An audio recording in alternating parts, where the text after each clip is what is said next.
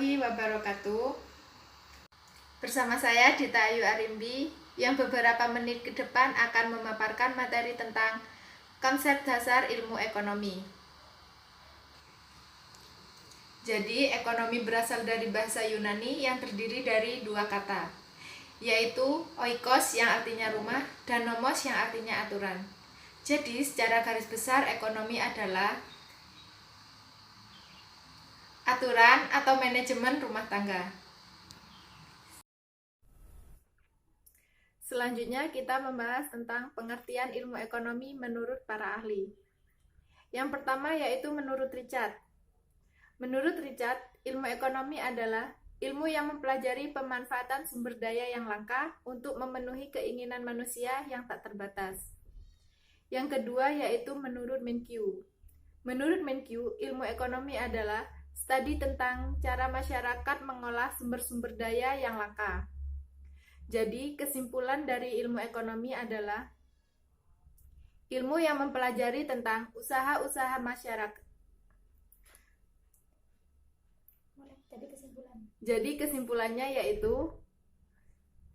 Kesimpulan dari ilmu ekonomi adalah usaha-usaha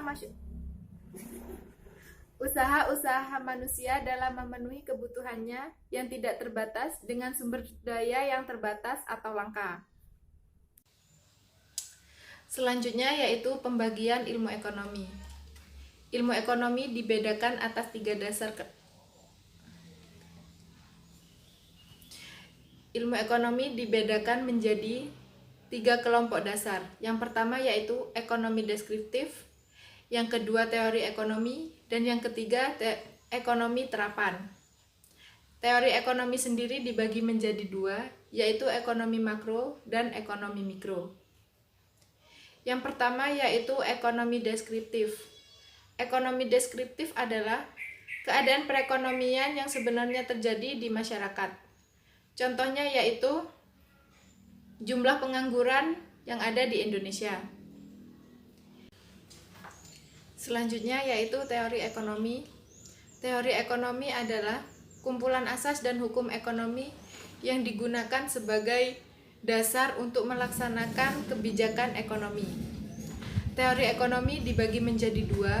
Yang pertama yaitu ekonomi makro. Ekonomi makro meneliti fenomena yang luas, seperti tingkat pengangguran, inflasi, dan pertumbuhan ekonomi.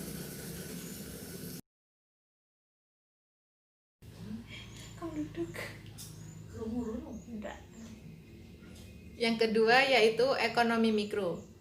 Ekonomi mikro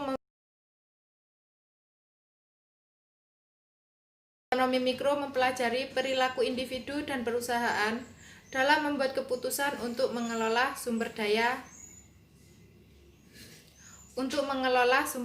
yang terbatas. Yang ketiga yaitu ekonomi terapan. Ekonomi terapan sering dipandang sebagai sarana untuk solusi bagi masalah-masalah praktis.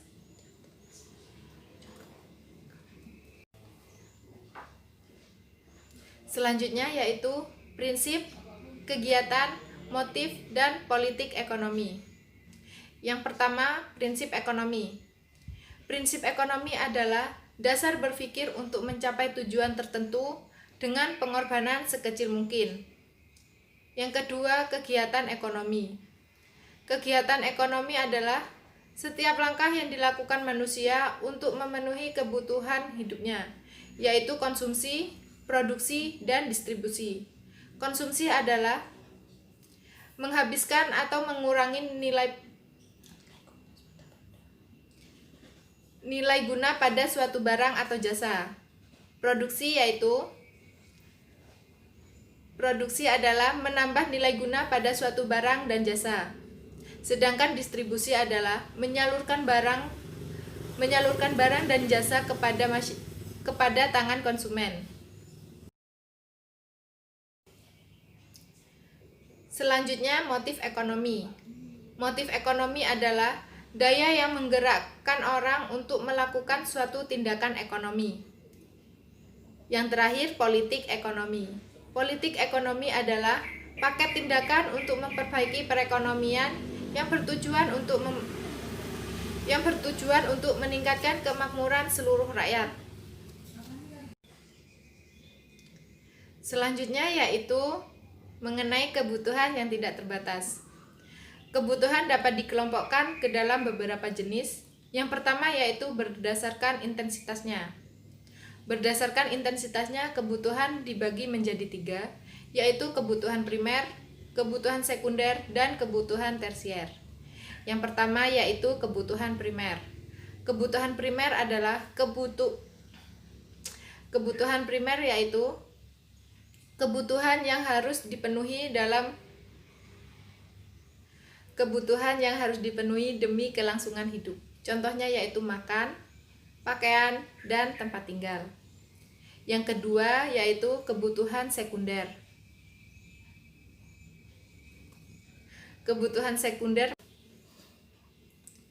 Yang kedua yaitu kebutuhan sekunder. Kebutuhan sekunder merupakan kebutuhan pelengkap yang dipenuhi setelah kebutuhan primer. Contohnya yaitu sepatu, tas, alat-alat komunikasi. Yang ketiga yaitu kebutuhan tersier.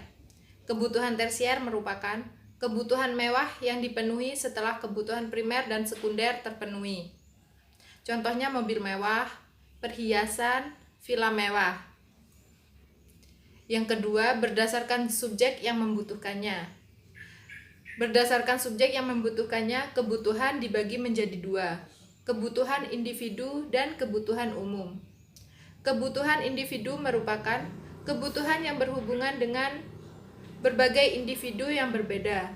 Contohnya, mahasiswa membutuhkan buku, petani membutuhkan cangkul. Yang kedua, kebutuhan umum. Kebutuhan umum merupakan kebutuhan yang berhubungan masyarakat atau disebut juga dengan kebutuhan sosial.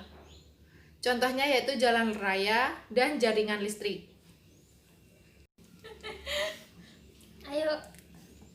Yang ketiga yaitu kebutuhan berdasarkan waktu.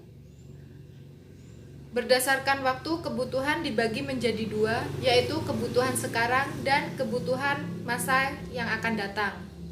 Kebutuhan sekarang merupakan kebutuhan yang tidak dapat ditunda pemenuhannya dan harus dilakukan saat ini.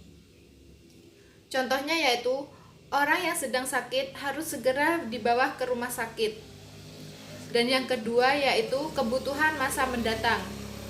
Kebutuhan masa mendatang yaitu kebutuhan yang dirancang atau direncanakan untuk terpenuhi di masa depan. Contohnya yaitu orang tua menabung untuk anaknya yang kuliah. Contohnya yaitu orang tua menabung untuk mempersiapkan biaya kuliah anaknya. Yang keempat yaitu berdasarkan sifat pemenuhan kebutuhan. Berdasarkan sifat pemenuhan kebutuhan dibagi menjadi 2, yaitu kebutuhan jasmani dan kebutuhan rohani.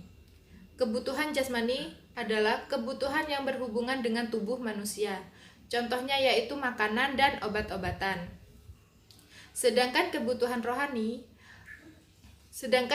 rohani adalah kebutuhan yang berhubungan dengan kejiwaan seseorang. Contohnya yaitu pelatihan keahlian kerja. Sekarang, barang dan jasa. Barang dan jasa dikelompokkan ke dalam beberapa jenis. Barang dan jasa dapat dikelompokkan ke dalam beberapa jenis. Yang pertama yaitu berdasarkan cara memperolehnya. Berdasarkan cara memperolehnya, barang terbagi menjadi 2, yaitu barang ekonomis dan barang non-ekonomis. Yang pertama, barang ekonomi. Barang ekonomi adalah barang yang didapat dengan cara mengorbankan sesuatu untuk mendapatkan. Contohnya BBM dan alat-alat elektronik. Yang kedua yaitu barang non-ekonomi atau bebas. Barang non-ekonomi merupakan barang yang bisa didapat tanpa pengorbanan suatu apapun. Contohnya yaitu sinar matahari dan udara bebas. Yang kedua, berdasarkan kepentingan. Berdasarkan kepentingan, barang dibagi menjadi 4. Barang inferior, barang esensial, barang normal, dan barang mewah.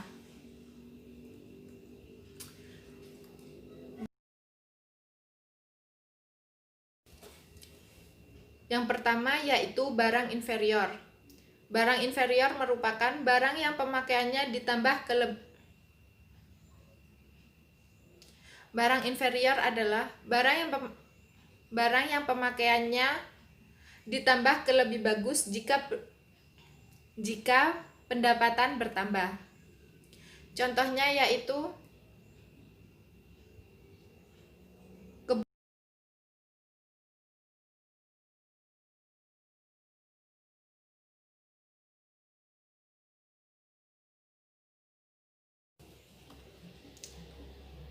yang kedua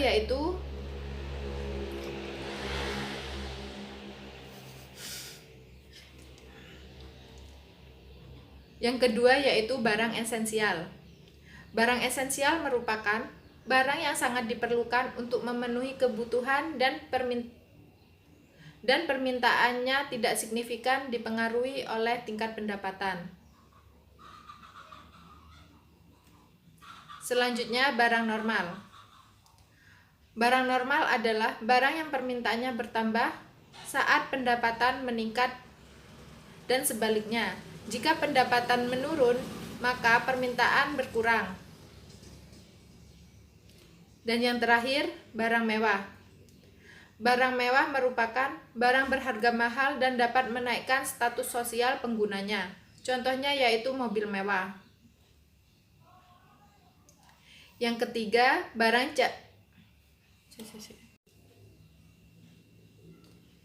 ketiga, yaitu berdasarkan cara penggunaan.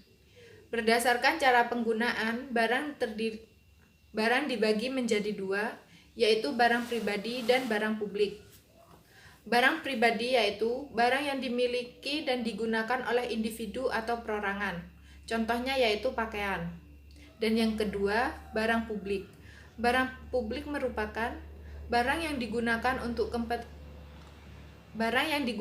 untuk kepentingan masyarakat umum. Contohnya yaitu angkutan umum.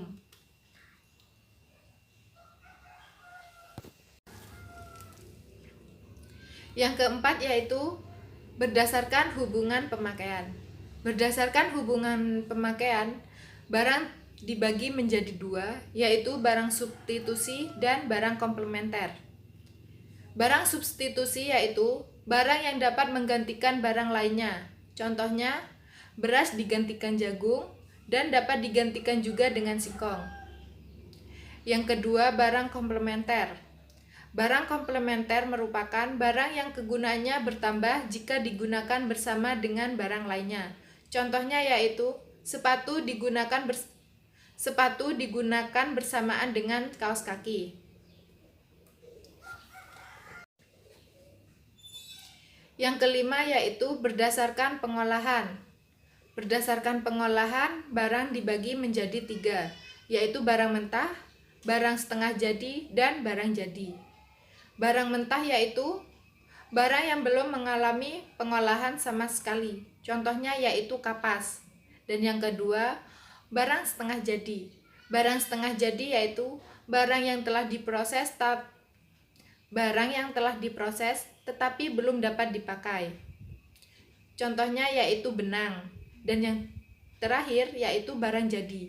Barang jadi yaitu barang yang telah diproses hingga siap untuk digunakan.